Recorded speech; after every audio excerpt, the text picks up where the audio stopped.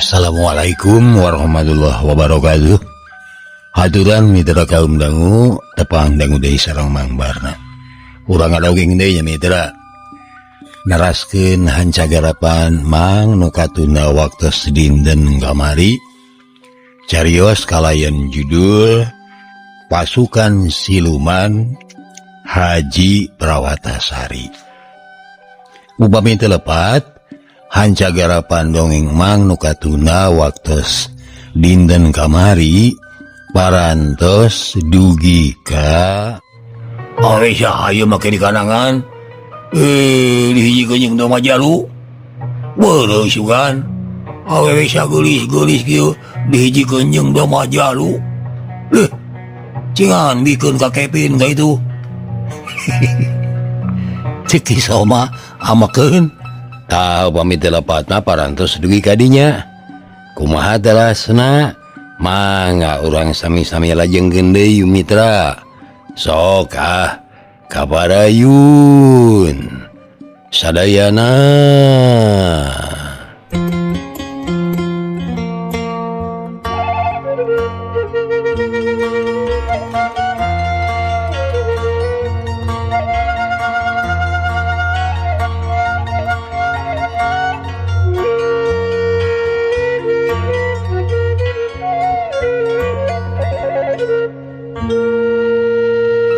Mages mentang pipilueun bisi teh nyaho eta teh si Rodia anakna si Sunia eta teh ceuk Amu Marwah bari kenyang deui leungeun Kisoma supaya ulah ngadeuketan kanang demi ngadenge yen anu di kandangan teh Nyi Rodia anakna Nyi Sunia atuh puguh we Kisoma teh leuwaseun pisan.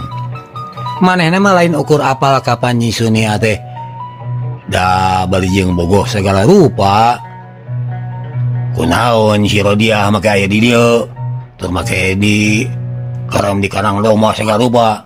Coba domba jalu eta teh kumaha ke lamun eta domba jalu ceuk Kisoma hareunak bari jeung teu dituluikeun nyaritana. Atuh kusabab Kisoma keukeuh nalengteng pamustunganana mah ku Amu Marwah teh diterangkeun baruk alah piraku awe bisa gelis-gelis kieu mana mamaksa hayang digalabah ku si Ujer Ujer kamana di si Ujerna lamang kelut teh meuni bodoh ka bina-bina nya gitu si Ujer memula ngaladenan kahayang si Rodia Rasyaallah laki balagug ai batur mamarenta dah Nyi Rodia tadi parenta adieukeun nih cenah ayo moal ku Kevin mah ku Ergi mah trek dicokot teu ku saha we ku Iwan Dharma tah sugan we cenah dicokot di pulungan ieu balagug mumul ceuk Kisoma tapi siga anu semu sirik dome si Ujer cenah dipapaksa ku Nyi Rodia supaya daek ngaladenan kahayangna. Mages ganeng akang ieu si Ujer malah laki jajag piraku manehna make daek ngaladenan pamajikan nununganana ceuk Amu Marwah. Baruk si Rodia teh rek dikawinkeun jeung kami nya. Kisoma curing hak.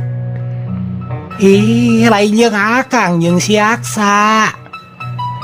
Teh malah Amu Marwah semu keuheul. Naon? Si Rodia rek dikawinkeun jeung si Aksa. Kisoma beuki reuwas ngadengena.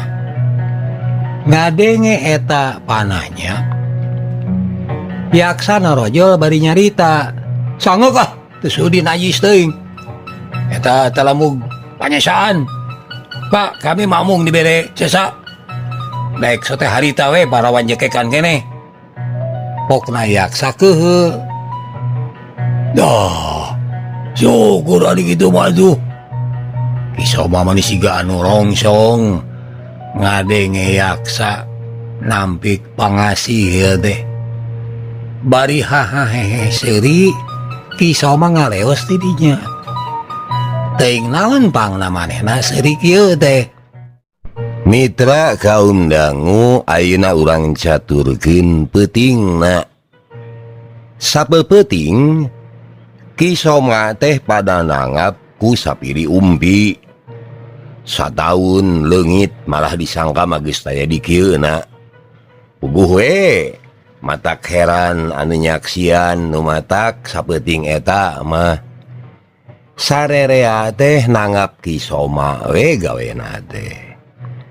Ceuk Kisoma nya harita teh dikarawat ku opsir company terus dibawa ka Kampung Baru.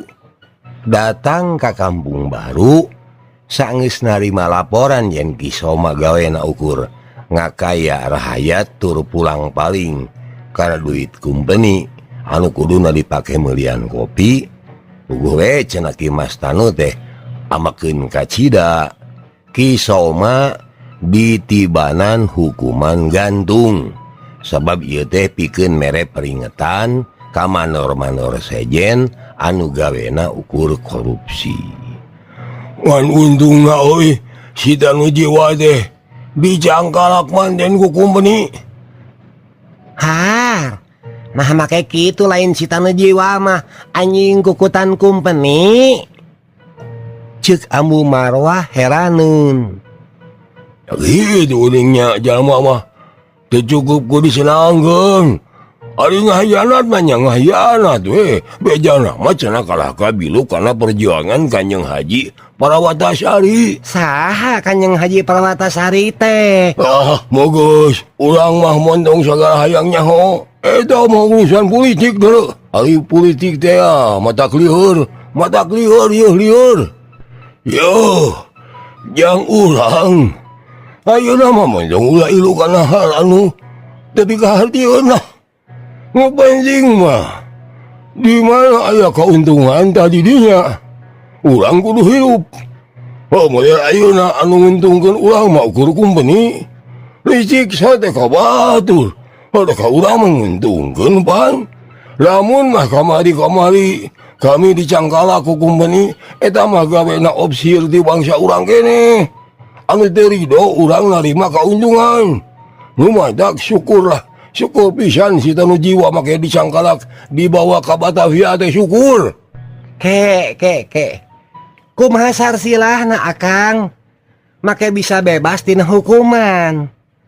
Sataun ka tukang teh si Amang heueuh. Pisalakieun si Sunia. Naon? Saha euy? Pisalakieun si Sunia teh? Kisoma motong omongan heula. Bari beungeutna ngadadak beureum. Si Amang anu jahat anu ngajago teh ya bujangna si Sunia. Sabenerna mah tah sataun ka tukang teh mihapekeun si Rodia. Bari mamaksa sangkan dikawin ku si Yaksa. Ari cek si Yaksa, sok bae si Rodia dikawin. Asal tulungan heula bapak, kitu cenah. Tapi didago-dago menang sataun. Kami teh ngadon olok kejo olok sagala da ngadon ngurusanan si Rodia anu ebel. Tuh, kumaha aya teu si Atah ado anu bejana marek nulungan teh. Aya henteu. Ceuk Ambu Marwah tetelepek ngeunaan sanaya. Ngadenge eta pananya Kisoma teh ngahuleng heula. Tapi ari geus kitu mah manehna ngadongeng deui. Nya, kami teh mangihan manehna ngancurkeun panjara. Ku manehna panjara teh diobrot. Company anu tatuna oge welas-welas. Ceuk Kisoma nginget-nginget. Terus kumaha ari Akang? Nya basa aja ruji beusi ku manehna diraradan nepikeun ka coplok. Atuh sakur sakitan anu aya di jero panjara teh kabeh oge kabur. Atuh benernya anak itu masih Amang teh nulungan Akang. Nulungan kami lain. Da anu ditatanyakeun anak mah ngadon si Tanu Jiwa cenah. Kamana Ki Mas Tanu? Basa aya sakitan anu mu puas. sabab si tanu jiwarek dihukum di Batavia si Amang diamakeun terus nampiling sakitan lain nek ngulungan kami malah ari kami mah ngadon nyemput we basa manehna raja glejek teh dapan si eta mah gangas ka kami mah ya geus manehna init kakara kami ludeng keluar geus kitu mah kabur deh kaparan-paran teu wakawani balik da sieun disusul-susul di kalemur ceuk Kisoma nerangkeun nya atuh ari kitu mah urang teh henteu kahutangan budi nya jadi teu salah-salah teuing mun aing nyiksa si Rodiah teh nya nah kumaha kitu lain deui naha ka mana ari si Sunyana bet budakna aya di dieu atuh dasar ti luhurna geus telembug kahanapna oge sarua we inget meureun baheula si Sunya teh diribut-ribut digadabah ku lalaki anu ngaran Sanaya teh ya ceuk Amu Marwah ngingetan nya kumaha kitu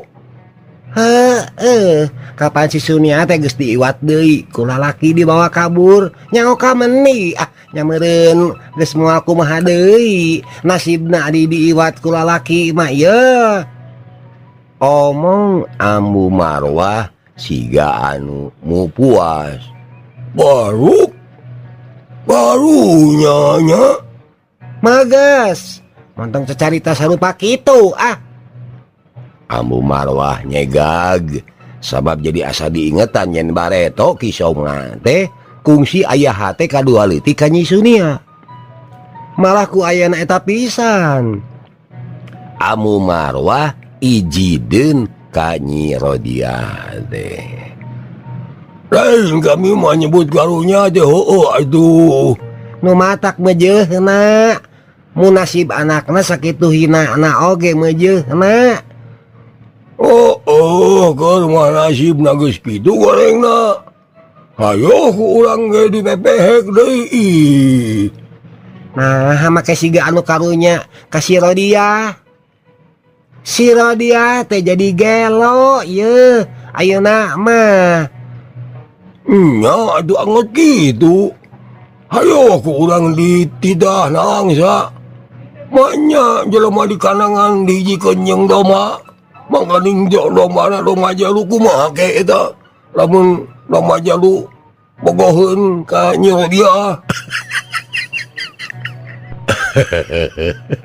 poharanya mitra dasar nu isem aduh akang ieu si Rodiah teh jadi gelo jadi edan gawena tengan ngamuk bae cing mun dilepaskeun akang teu sieun dironjangan teu sieun dikarawes digegel diremus dilegleg dipiting atau dikumaha we coba sieun teu ceuk Amu Marwah nyingsieunan ku rupa-rupa pola anu sakirana bakal dipilampah ku anu gelo ari kami mah malah leuwih sieun mun pola urang teh kabargo ku heueuh ku bujangna si Sunya teh nah da salah lemur oge geus nyahoeun yen si Rodiah teh gelo nya ari kitu teh mah tapi kumaha mun bujangna si Sunya teh geukeuh teh sukaeun malan urang diobrot ku manehna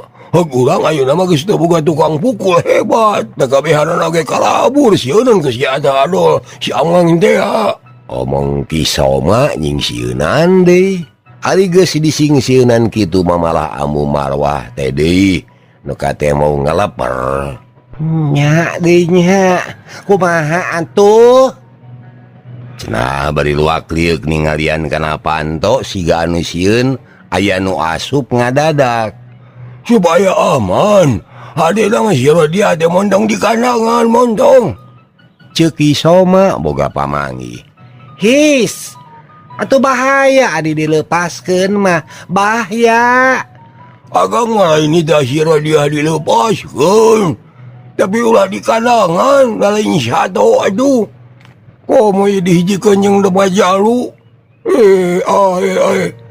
lamun nyamanehna gelo jeung bakal ngamuk mun dibebaskeun ku urang bisa dikerem di jero kamar di kamar saha sanggeuk di kamar kami mah sanggeuk di kamar akang oge atuh. sabal ngeunahnya Amu Marwah ngajangila keremoy atuh di gudang bapak. Cek yaksa anu tita tadi teh gawena ukur ngajentul. Dah nya mending di gudang we ame aman. Cek Kisoma bari cengkat. hei reka mana akang ieu Cek Amu Marwah magatan salakina anu geus cengkat. Har kapan arek minakeun si dia. Geus sabaraha waktu kikituan teh karunya meureun tiriseun apareun di gudang mah. Masih henteu dibere angel jeung simut oge meureun mah tiris kawas mun hees dina kana embe. Cek Kisoma bari langsung ngajengkat keluar. Datang ka sisi kanang basa dicaangan ku cempor teh katempo Nyi Rodiah keur ngaringkuk we di juru kanang. Nyi Rodiah.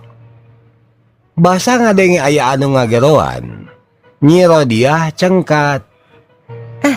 saha eta Cenah sorana teu kadenge si Gajal magelo.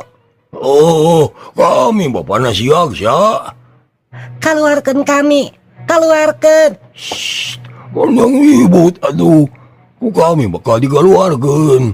Tapi Nyai kudu ngaguguk kana parentah kami nya. parentah naon Ulah ribut wae. Pokokna mah muncul aing kitu, guguk kitu. Muncul aing kieu, guguk kieu. Nu penting mah sia ulah dikerem dina kadang embe. Ubasa tuju.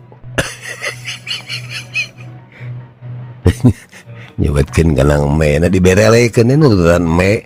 Poharanya Mang Barna. Nyi Rodiah ungeuk satuju kana kahayang Kisoma. Sabab ukur eta nu dianggap hade keur manehna ayeuna. Sok anu keluar. Cek Kisoma beri ngudar tulak kanang. Korotrak kanang me teh dibuka Nyi Rodiah geuwat kaluar. Aduh. Eta awak mani bau badot kitu.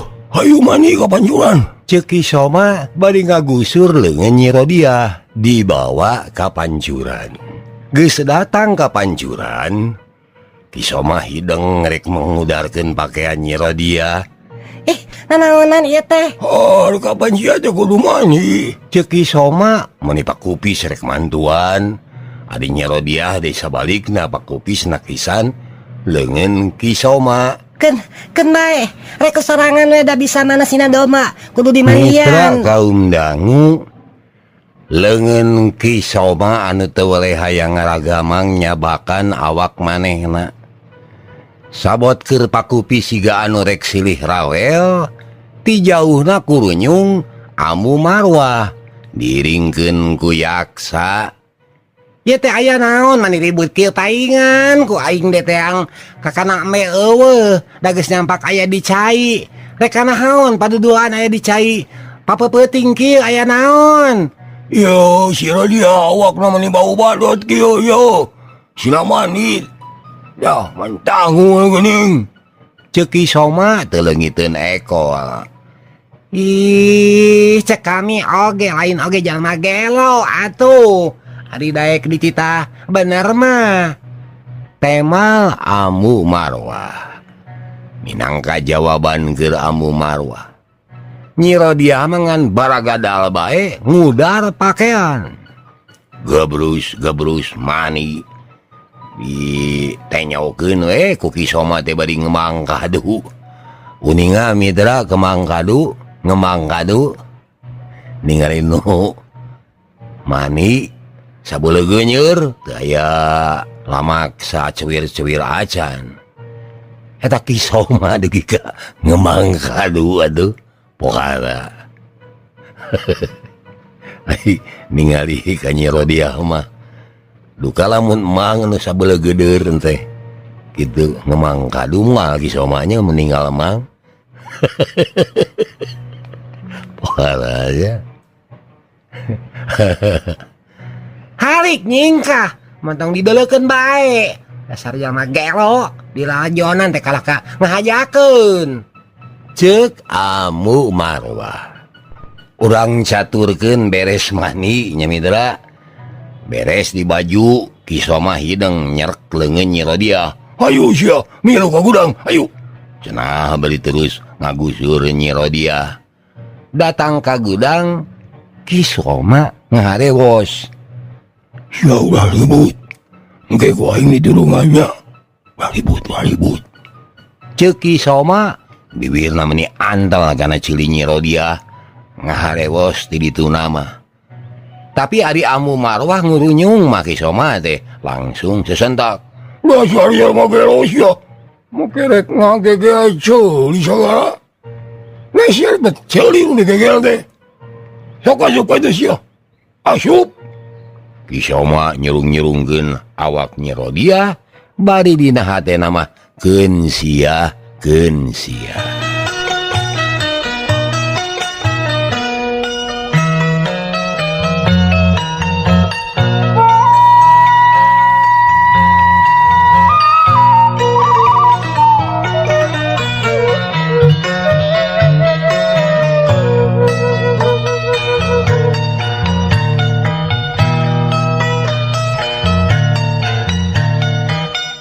menang saminggu mah Kisoma teh henteu bisa boga kasempatan pikeun ngaganggu Nyi Rodia ari sababna sageus lilanga leungit para pamajikanana anu opatan teh sasat sono ka bina-bina cacak saupama kilirna henteu diatur kalawan kekep mah opatanana bakal silih rebut atuh hari ku kitu teh mah Kisoma teh tetela lalaki langit lalanang jagat bisa boga pamajikan saopat-opat bisa imahkeun deui meureun anu beda teh ukur kamarna imah Kisoma teh mangrupa kompleks anu dikubeng ku pager jangkung di jero pager teh aya imah panggung 5 jumpluk kagenep gudang mangrupa adegan ngupuk adegan imah panggung anu opat masing-masing dieusian ku pamajikanana anu opatan tea ari imah anu di tengah anu panggedena dieusian ku Kisoma basa Kisoma leungit meunang satauna imah anu pangbadagna teh dieusian ku Yaksa sageus Kisoma balik deui kalawan salamet mah kaayaan imah teh haneuteun deui kumaha henteu rek kitu sabab sabenerna mah Kisoma teh jalma anu resep neangan hal-hal anu pikasenangeun kapan bareto oge karesepna teh ngamonya-monya sabot urang lemur ulah li isuk dahar henteu sore dahar henteu isuk ari manehna mah kudu pisan ngamonya-monya harta deh sabantas panen kopi di imahna teh teu waleh aya karyaan sakapeung sok nangap celempungan sakapeung sok nangap pantun atawa bobojegan saperti ogel contohna nginum tuak mah nginum mani kuat nepikeun ka mabok sakapeung anu diinumna teh lain tuak buatan pribumi tapi inuman dina botol alus buatan kumpeni dina minggu-minggu ieu oge kahayangna mah ngayakeun pesta deui lamun teu dibantah ku Amu Marwah mah make ulah pesta kapan aing geus bisa balik kalawan salamet hitung-hitung syukuran aing balik salamet deui nya ari kahayang mah kitu malah ulah kagok pestana oge 7 poe 7 peuting mun kongang mah sakur juru pantun petingan sakurongeng gareulis ti Cimahpar atawa ti Kelung Badak kerid kabeh tapi kumaha atuh kumaha naon ayeuna mah urang teh teu kawas baheula henteu teu kawas baheula kumaha ngomongnya urang teh ayeuna mah geus jatuh miskin ieu ngan teu we geus sosorok kojor kawas batur mah henteu temal Amu Marwah baringing we ceurik ka nyanyerian ditanya siapa bener-bener kalau kejep deh. Bagus siapa kadengah yang geluh nanya lagi. Siga broker nyiram sia maneh je boleh teh. Omong kisah mah ngabalieur. Cing yaksa. Bejakeun kunaon sablak ditinggalkeun ku aing sia kabeh ngadadak miskin. Jadi jatuh miskin. Bu. Ceki soma ngareret ka yaksa anu keur ngahurun balung. Tisaprak kajadian Nyi Rodiah dikerem manehna teh jadi loba ngahuleng.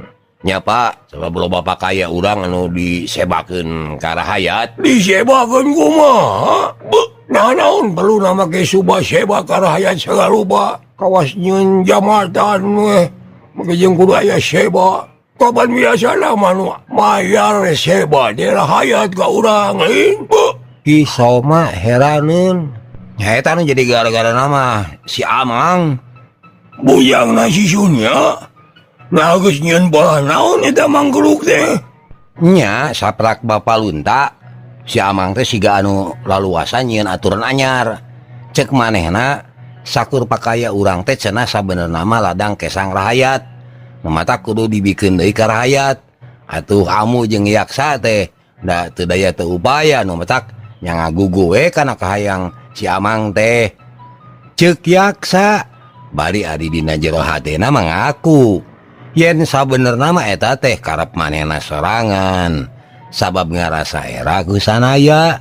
Da nya atuh harita teh belangna Ki Soma geus kanyahoan ku sasaha hiji-hijina cara pikeun maresihan deui ngaran teh ku jalan mikeun lahan garapan ka rahayat lemur.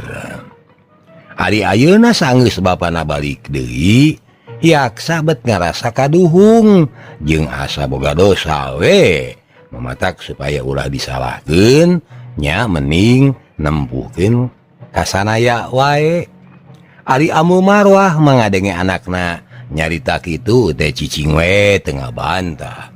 Padahal bareto jeung anakna teh kungsi patelak. Da Amu Marwah mah teu satuju yaksa popohoan babagi kebon jeung tanah karahayat. Demi ngadenge eta beja hate Ki Soma meni mentegeg sagede gunung. Keheul taya babandinganana.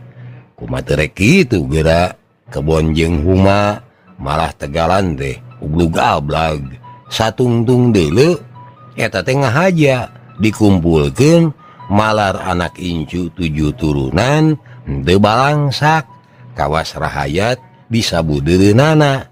Ari ieu ngadon direcah dibagi-bagi kadeungeun-deungeun anu teu hir teu walahir. Dasar goblok Gararo-blog kabeh sia mamareun. Ceuk Ki Soma ngagebug tungtung meja ku peureupna. Amu Marwah manepikeun ka rek ngajol ka tukang.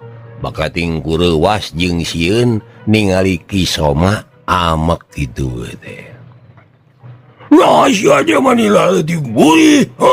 Nah sia urang oge awan wani ngalawan bujangna si Sunia. Awan wani. Nya saha tuh anu bisa ngalawan ka manehna? Yaksana Malang. Ningali anakna wanina Malang.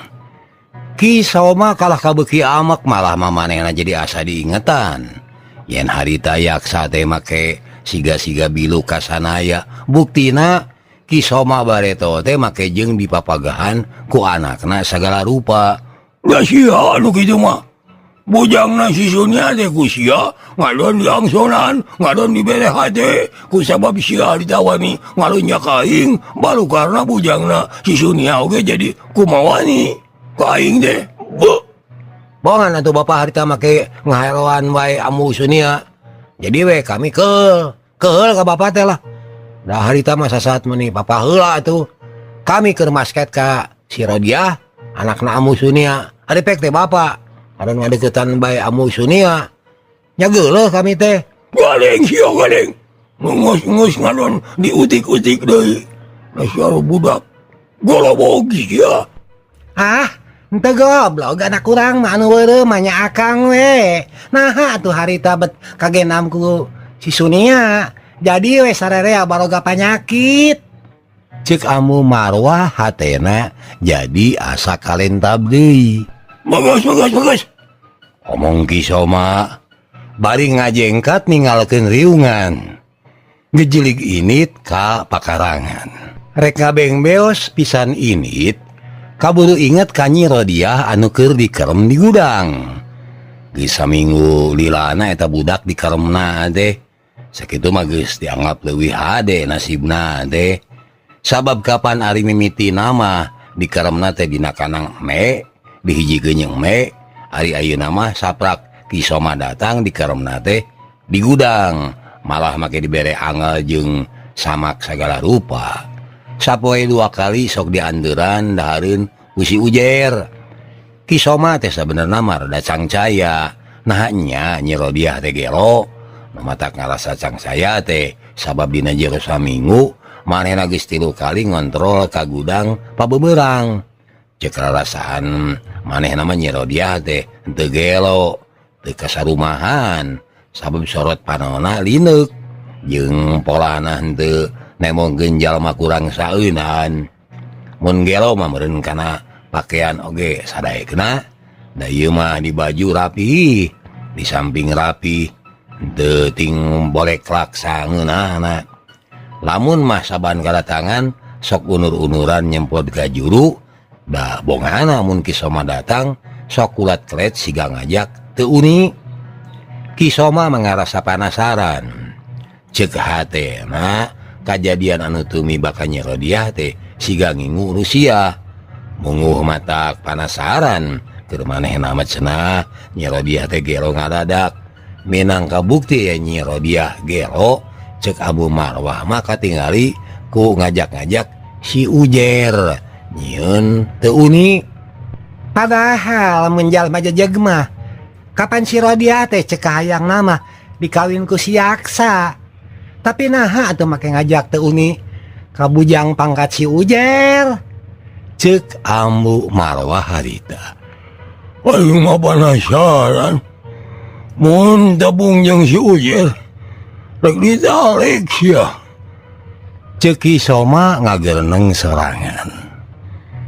Kusabab hayang tepung jeung si Ujer, atuh Ki Soma teh panganguran make jeung nyampeurkeun gudang.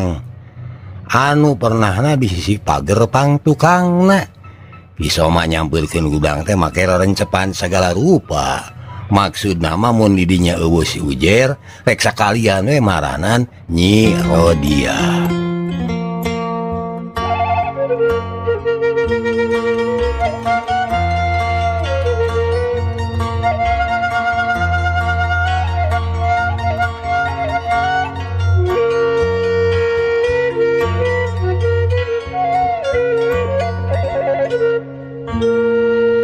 Mitra kaum dangu, tapi saenggeus manehna deukeut.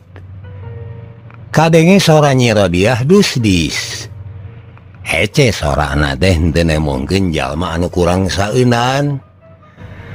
Ujer, ulahnya campa aing sakarepna. Sanajannya aing lain awewe anu boga harkat, tapi aing muga dikudu ngalepaskeun ajen diri. Sangeunah nama halik sia, halik. Kadenge sora Nyi Rodiah nahan ka amek jeung ka keheul. Rodiah, sia ulahan tembalaga. Aing teh sabenerna mah nyaah ka sia. Jeung hayang melaan sia we. Sia ku julagan istri bibitna majar gelo. Majar mamaksa aing supaya milampa teu uni. Eta teh alatan julugan istri geuleheun ka sia. Dari do sia kawin ka Den Yaksa. Atuh ku sabab sia geus dipikeun jeung geus digegeuleuh, sia ulah maksa-maksa cicing di dieu. Mending oge hayu milu ka aing. Kaha? Kawin teh jeung aing mending oge.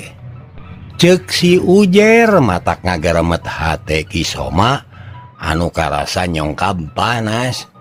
Urang ajar si Ujer. Geus cucunga ka aing.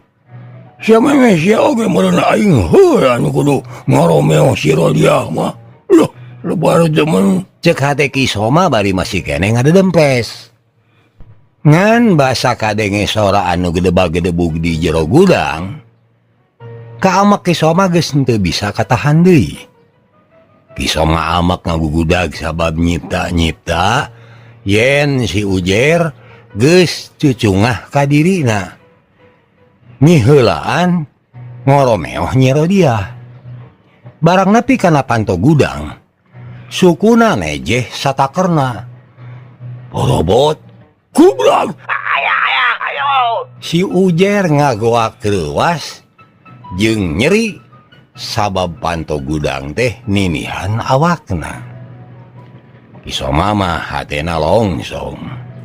Sabab di juru gudang katingali awak Nyi Rodiah weutuh keneh tacan dikukumaha ku si Ujer. Ngan sanajan kitu oge anger we ari keheulna ka si Ujer mah geus teu bisa katahan. Nu matak basa si Ujer nangtung teh ngan gaplok we ditampilingan ku Kisoma.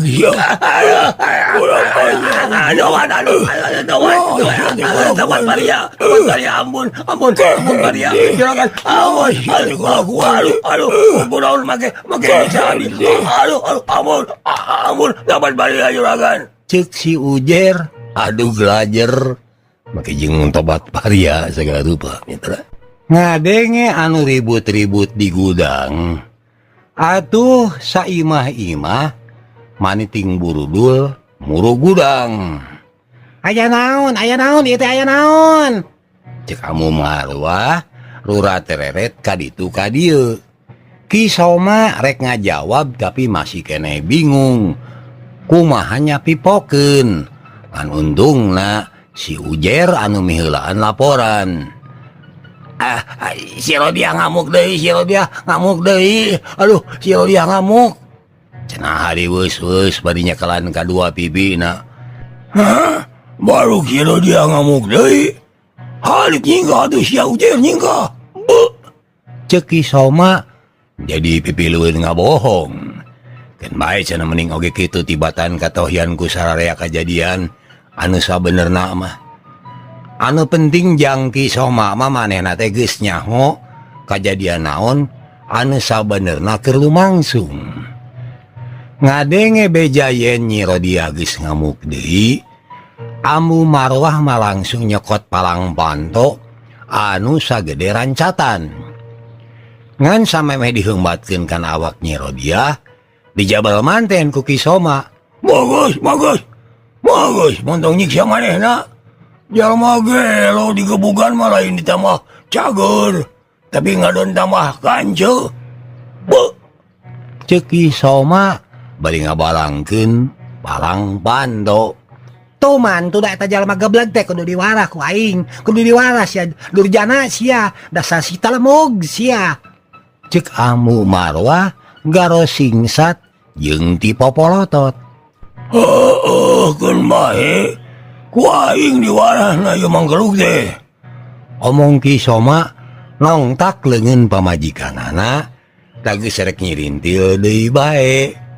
Tuh, kanyahoan pan ayeuna ku akang oge, yen si Rodiah teh geus kausap setan eta teh, kasarumahan ku sabang sadedemit. Nu matak omat ulah dikencarkeun, badung bangplak tingkeung. Hal itu hari si Amu kagak ngagoongkeun. Saha atuh anu geblek ieu teh? Amu atawa anu ngadongengna? Lebih lagu anu ngarang namanya. Etang-etang intermezzo we nya mitranya, urang teraskeun. Keun. Ku kami urang warah nah teuing ngasana teh. Cek Kisoma bari ngajak sarerea ka luar.